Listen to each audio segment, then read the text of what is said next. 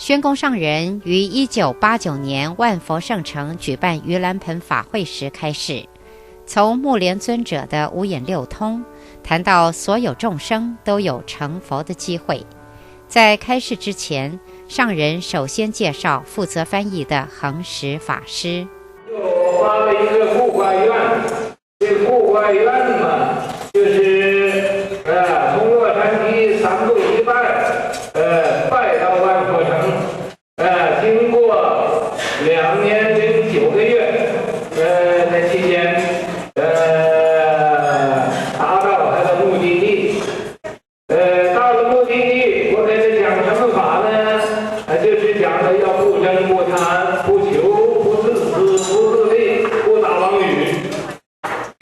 咱们给他讲这个，到现在他是不是这样的，我还不敢保证。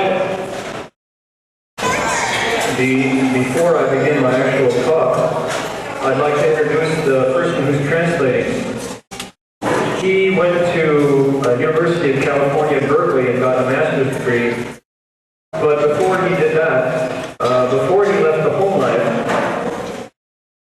he lived like a huckster, like a medicine peddler, 跑江湖. He was an astrologer and told fortunes for people. And his girlfriend was the vice president of the Coca-Cola company. And they were just about to get married, but I don't know quite what happened, but it didn't come off. They didn't get married after all. Instead, he came to Coconut Monastery and left the home life. And then he made a very unusual vow, a strange vow to the city of 10,000 Buddhists in Los Angeles. And the process took 2 years and 9 months to completion. And when he got here, there was only one thing that he heard, which was not fighting, not being greedy, not seeking, not being selfish, not wanting personal advantages. 摩诃目犍连当初他修行成道业了，成道业他得到五眼六通。什么叫五眼？五眼就是有佛眼，佛眼呢，是无所不见，无所不知，也就是正法眼藏的一个表现。那么又有天眼，又有慧眼，又有肉眼，又有法眼。有这么一首偈颂，说的是大概的意思，说的是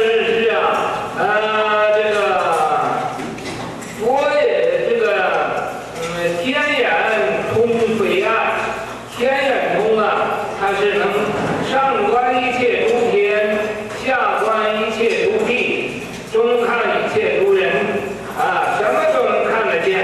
所以天眼通非岸，肉眼爱非通。这个肉眼并不是你我在面部上这2个肉眼，而是另外有一个肉眼。什么叫肉眼呢？肉眼它是看有形有相的，它都看得见。你看天眼它是只能看天上，能看这无形无相的，它能看得见。肉眼它能看见有形象的东西，而不是像天眼那么通。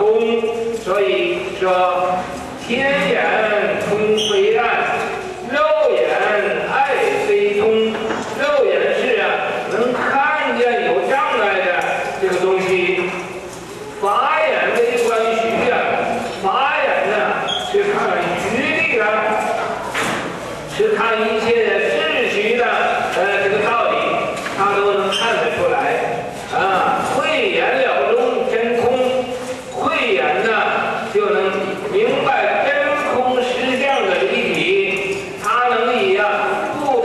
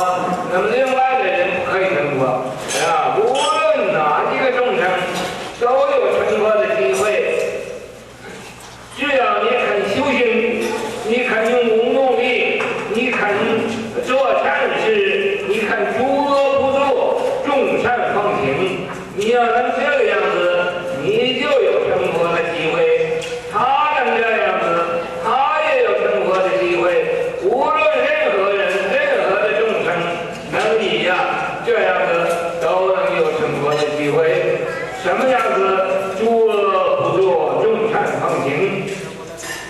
人人要知道，诸恶不作，众善奉行了，那是世界太平世界大同彼此之间也没有纷争，也没有一切的那不愉快的事情发生。所以咱们人人要明白佛法了，明白佛法，那是这个世界就是一个佛教的世界，世界才能太平了。所以我希望咱们把这个佛法去宣布到每一个角落去，每一个微尘里头去，对每一个众生都得到佛光普照，雨露均沾。这是无眼的功能。盂兰盆 This is the Buddhist festival where we memorialize an event that happened in the past.盂兰means Sanskrit. It is a Sanskrit word which means to set free those who are hanging upside down. Now, hanging upside down must be a very painful event. What does this mean? It means that we go and set free living beings who are suspended, hanging upside down.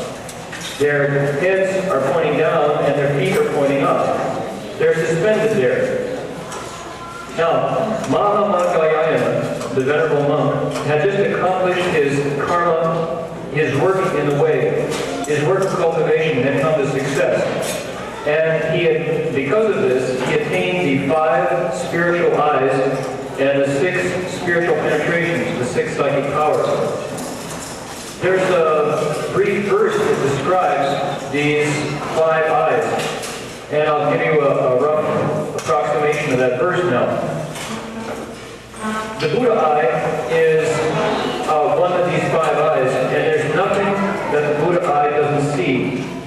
When somebody accomplishes the Buddha eye, this is simply a manifestation of a representation of this person's accomplishment of the proper Dharma eye treasury.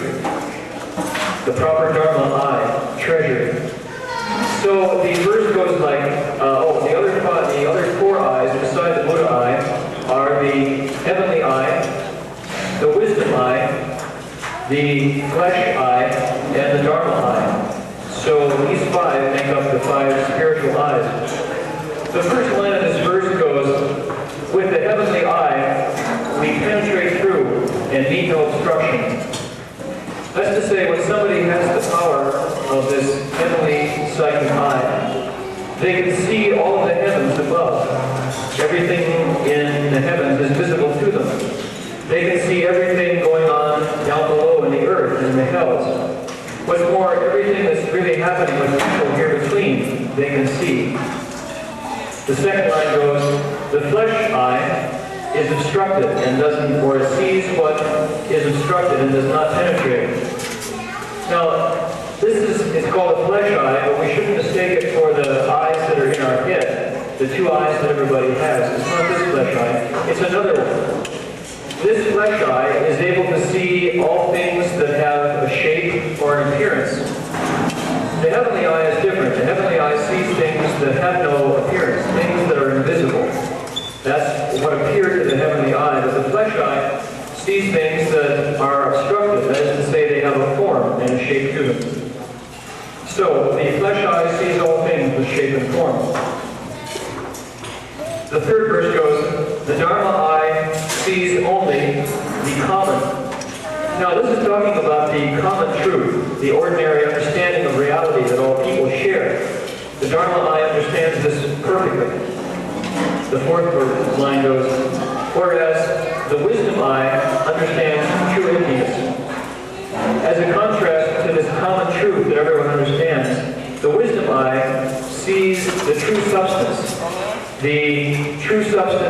actual nature of all things. This is the sagely truth that is visible to the wisdom eye. So, both wonderful existence, true existence, and wonderful emptiness, in all its fine and subtle and also the wisdom eye. Then the final verse says, but the Buddha eye shines like 1,000 suns.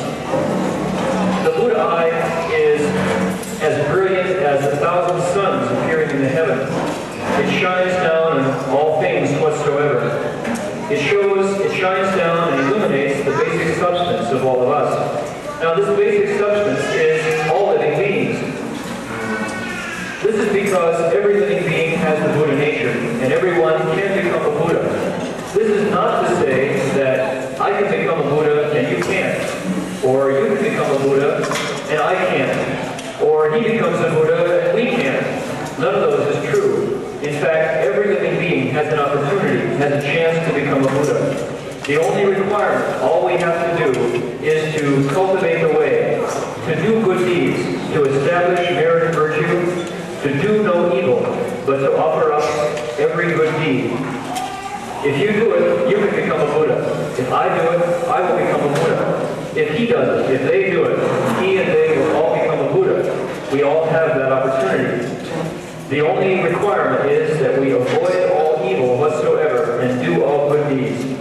Now, if every person in the world knew how to do this, to do all good, and resolutely stop doing evil, then this world would be the great concordance. This would be the great commonwealth right here on earth. It would appear before us, a world where no one struggles, a world completely free of strife, a world where no one was unhappy.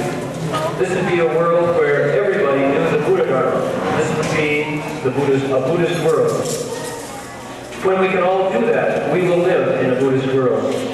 So, my wish is that we take the Buddha Dharma and spread it to every single village, every town, every hamlet, every mote of dust, and to every heart of every living being on the entire planet. 智慧通，以前呢叫神通，我叫的叫神通啊，又有点呢不神。这智慧通啊，人人呢都可能有的。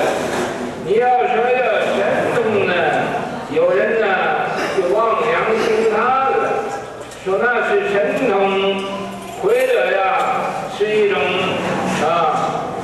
毁有毁无的，我也没有证实。那么所以我不相信。那么智慧呢，谁都有智慧。这个智慧通呢，叫第一天眼的智慧通。有天眼的智慧呀，你能以上观33天，下观18层地狱你这是天眼的智慧通。有天耳的智慧通你这个聪明到极点，天上的一切声音一切的事物你都会听得到天人说话你也听得到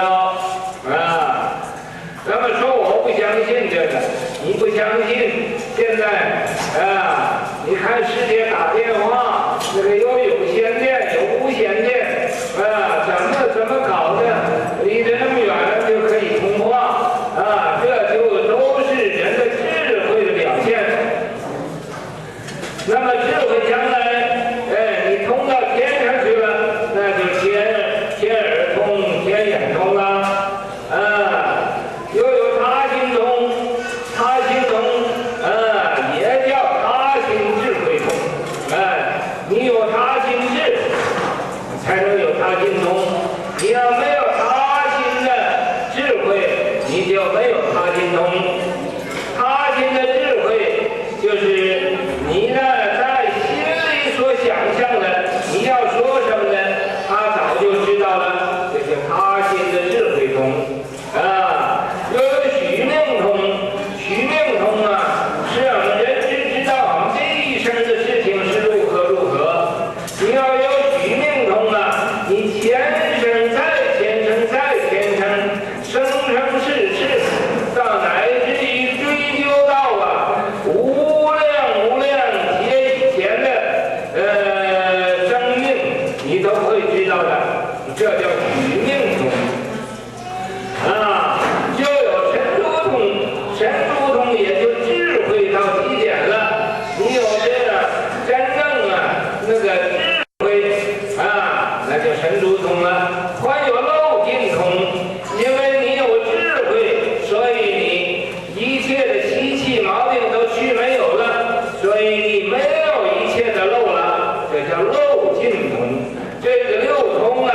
都是由智慧来支持它。你要没有智慧，一通也不通啊。那你要有智慧，一通一切通啊，无所不通，无所不明。你要懂得这个了，万事万物都是在那说法，法而入世。Agreed. Maybe it exists and maybe it doesn't exist. We don't have any tangible proof of it. But wisdom is something that gains universal approval. Everybody likes wisdom, and everybody can have wisdom. So if we call it wisdom powers, then it's within everybody's grasp. We can all understand.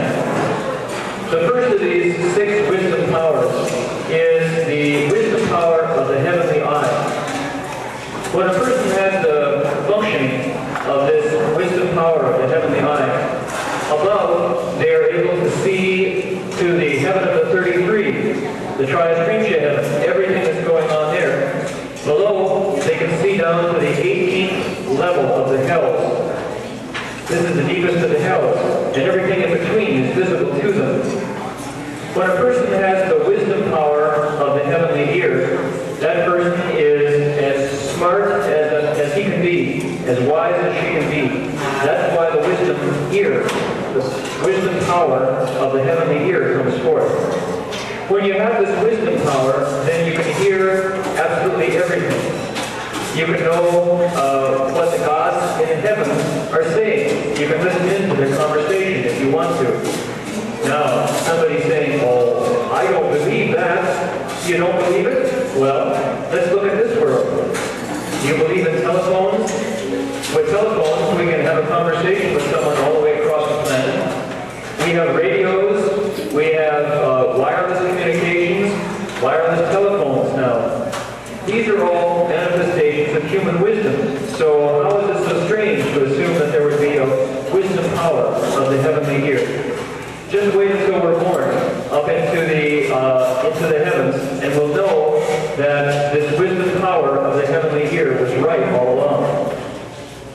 Now, the third of these wisdom powers is the wisdom power of knowing others' thoughts. When you have the wisdom power of knowing others' thoughts, then you can know not only what other people are thinking, but you can know even before they say it what's going on in their minds.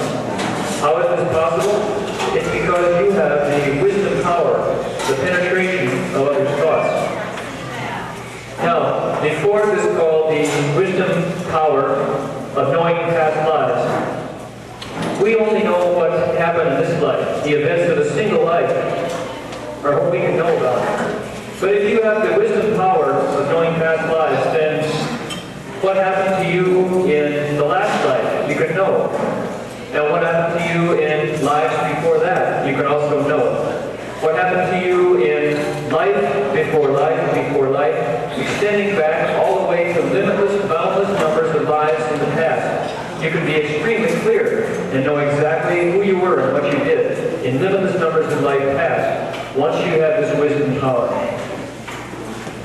The fifth is called the power of the complete spirit.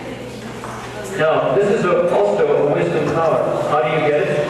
When you have wisdom to the ultimate point, if you're wise to the extreme, then this power is yours. It's available to you. The sixth and last is called the wisdom power of the ending of all outflows. All outflows come to an end at this point. Why? Because we have wisdom. All our bad habits and all our faults are gone when we have this wisdom power. So, these are the 6 wisdom powers from now on. We've given them a new name. And you have to have wisdom to support them. When we have wisdom, then they come forth.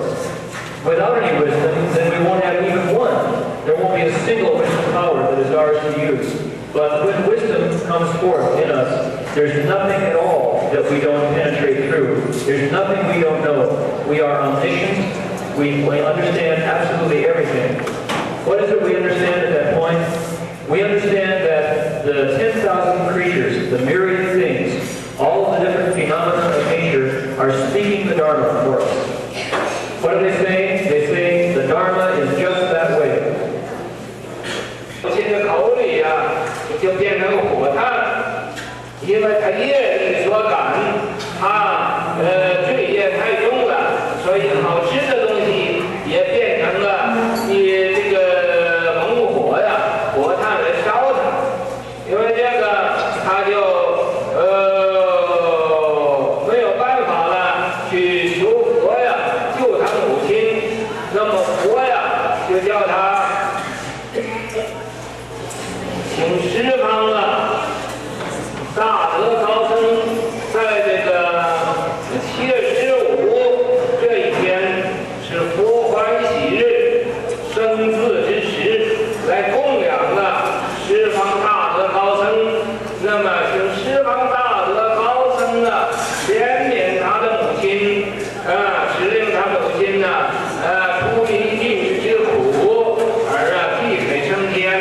这是每年举行这盂兰法会这一个功能，就能救度现在地狱一切的恶鬼都可以离苦得乐，了生脱死。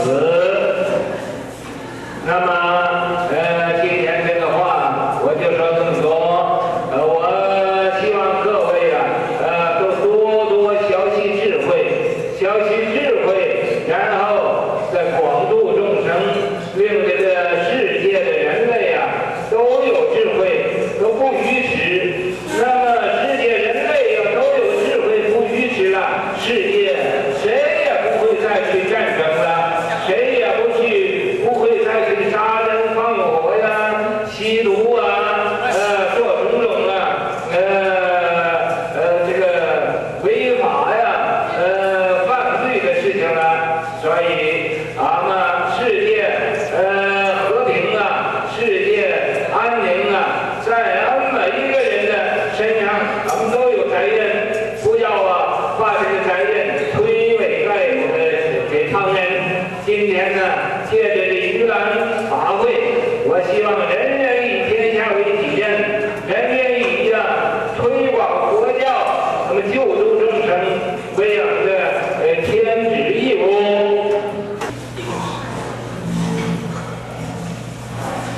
So the Venerable Mahayana cultivated the way and attained these 5 eyes and the 6 spiritual penetrations. He used the 5 eyes and the 6 wisdom powers.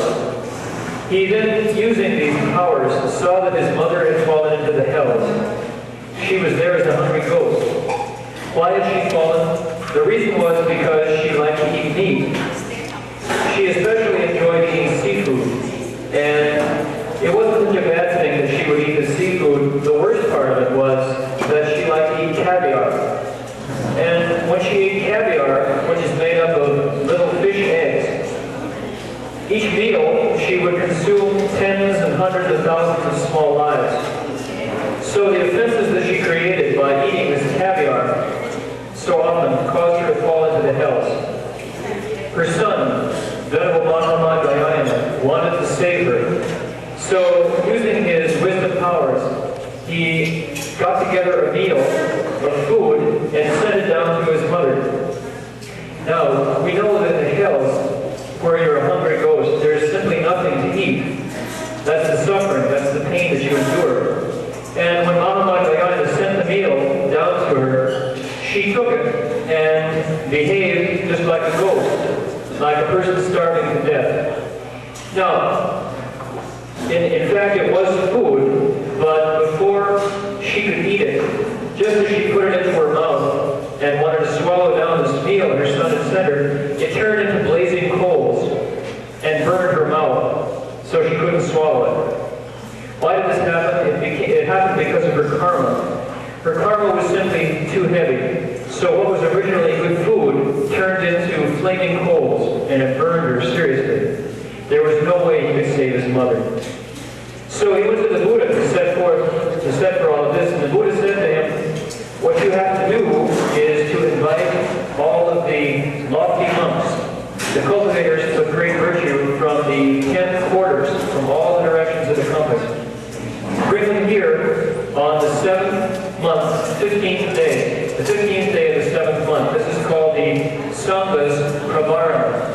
is also known as the day of the Buddha's rejoicing. Call all the monks together from all 10 directions to together pity your mother so that she can go free from the pain that she's experiencing in the hells, and so she can be reborn there in the heavens. Now, that's what happened, and every year, ever since, we've convened the Ulaanbaatar Assembly to bring together, to amass the power in the way of all the cultivators, and to rescue all those ghosts who are suffering grievously down in the hells.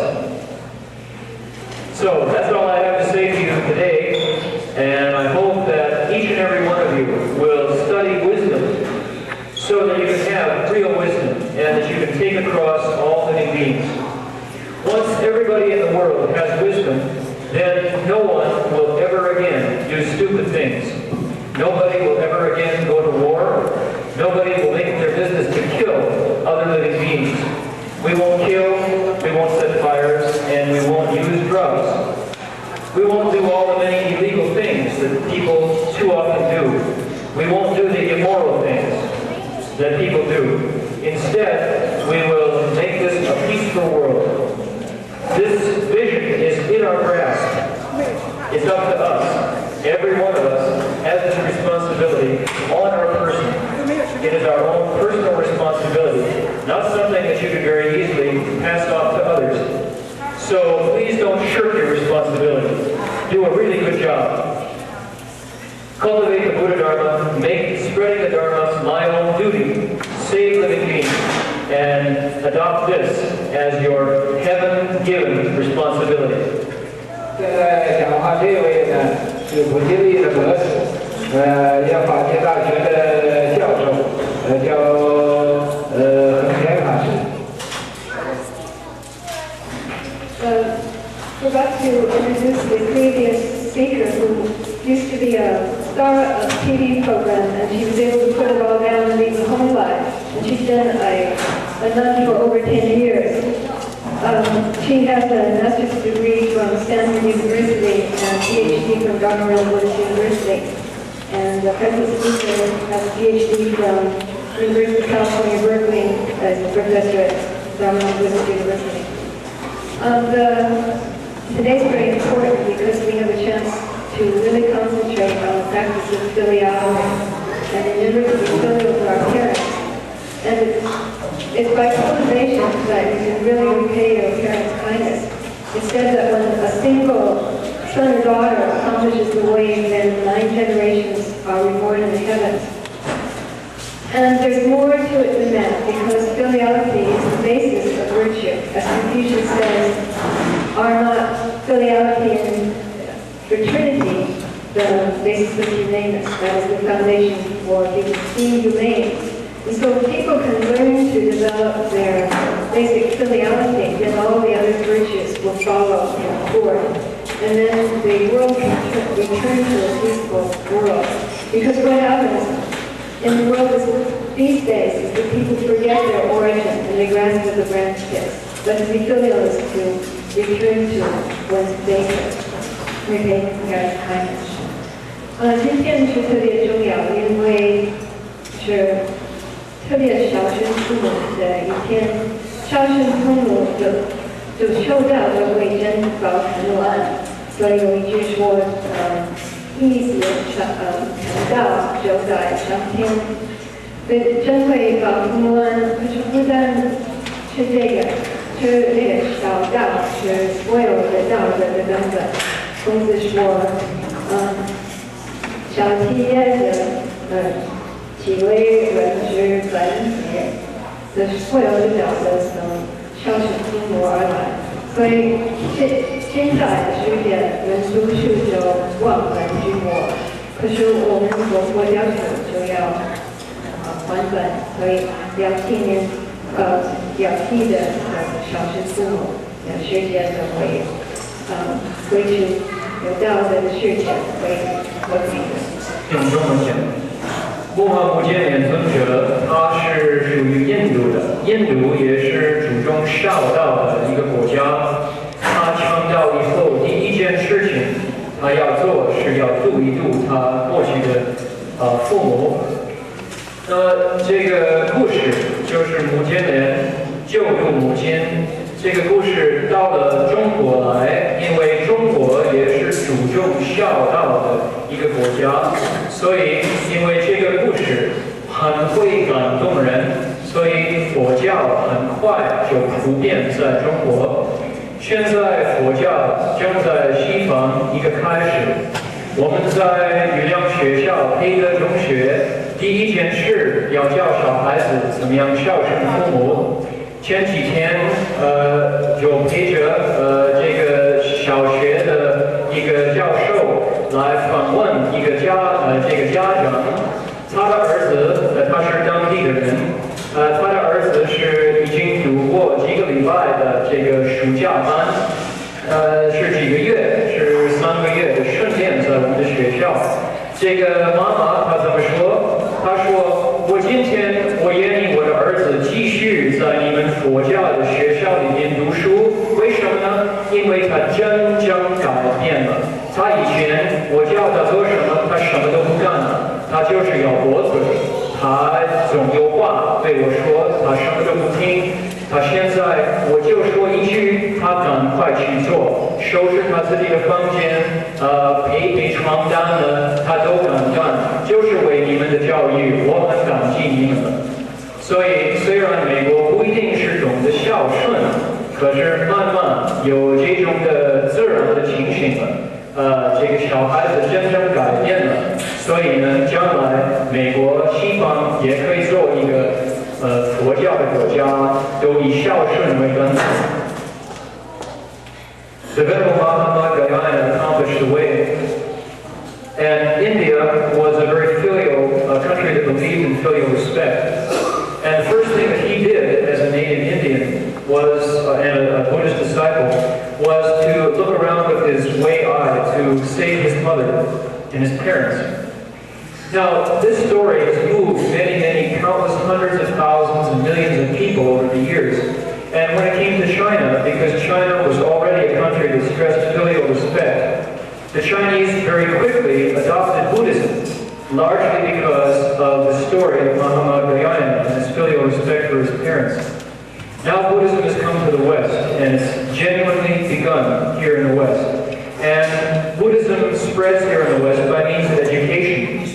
Now, America is not necessarily a country that understands filial respect, but I believe slowly, bit by bit, we will. Why? The other day I attended an interview with the faculty of our Instilling Virtue School and our Instilling Goodness School and Developing Virtue School. He was interviewing a parent and her child who had come to study. Now, the boy had already been through 3 or 4 months of summer school program. And the woman said, this is the grandmother, she said, I want my boy to continue to study in your schools. Why? Because he's really changed. Every time I used to tell him to do something, he would refuse. Either that or he would give me the lip, you know. She said, but now, ever since he's been to your school, he's different. I tell him to do something one time, and he goes and does it. Now, it may be kind of sloppy, but he goes and does it anyway, and he never talks back. He's really changed, and it's all because of your Buddhist education. That's what she said. So this being a true life story of the kind of changes that happen when we hear about filial respect, I believe that filial respect will become as important in America as it was in China and India. And for this reason, Buddhism will spread and grow fast and great in America. 现在我们请我们来的贵宾，李梅博士，跟大家讲几句话。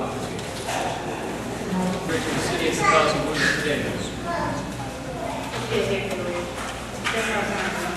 宣化师父，我今天很幸运到这里来看过程，我第一次来访问，然后来拜访宣化上人，还有各位朋友在这里，教授，校长，今天呢，我头一次来，我觉得这个感应很好。前几天我跟中报的社长顾小姐，就觉得有一个很好的感应去访问他。我我是得到佛的那个特别的好像是感应，我在天空上面看见一个白光，白光上面呢有一个云彩。因为我家里我母亲是信佛的，我就不太清楚这个东西，我就问那个副社长是什么东西，他说这个是佛光，可能要去问一问宣化上人这是什么东西，就请他解释一下。那么那个到之后以后呢，我也到拜了，回来以后呢，今天我请问师父啊，宣化上人这是什么？他说这是佛光，所以我觉得呢，我有一个很好的任务呢。是我自己本人呢，因为是学科学的，所以今天我就到这里来了，所以有个很好的任务，能够完成一些事情需要我做的呢，我愿意与大家在一起，能够得到那个佛的号召，这方面呢能够完成有一些事情我自己的愿望。好，谢谢各位，谢谢。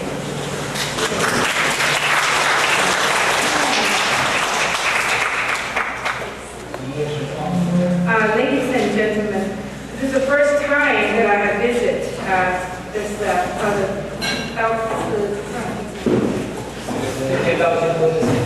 10,000 Buddha cities. For my family, this is the first time I visit. My family, my mother is a Buddhist. I was born outside of China and educated in English as a British before I immigrated to this country for 30-some years. And I have heard, because being a person of science, that I also as an MD, and I study acupuncture, oriental medicine, and also have a political activities at the Bush administration, and I hope doing something to be able to help the mankind, not just the politics of people. So therefore, before I visit this 10,000 Buddha city, I was visiting this school of Central News. And I just saw the sky, that the very first thing in the morning, I drove out from Stanford, that east side, and I saw a bright sky, a rainbow type of a real shining light in front of me before I get on 101. And with the lights, and today right in front of me, I see that the aura before that. So I told Miss Fu and I told Master Shenhua, and what is a light meaning? He said that is a Buddhist. Buddha for one light of Buddhism. So I think it's a time for me to understand today that I should get in touch with God. Whatever you use a Buddha or whatever you use a term. And so for this many years, I don't think I did find myself until today. So I'm very proud to be here to share the happiness with everybody. And I think I should go and study a little bit more and distribute myself not as a selfish person, but I should distribute myself to work for the best of the mankind. Thank you.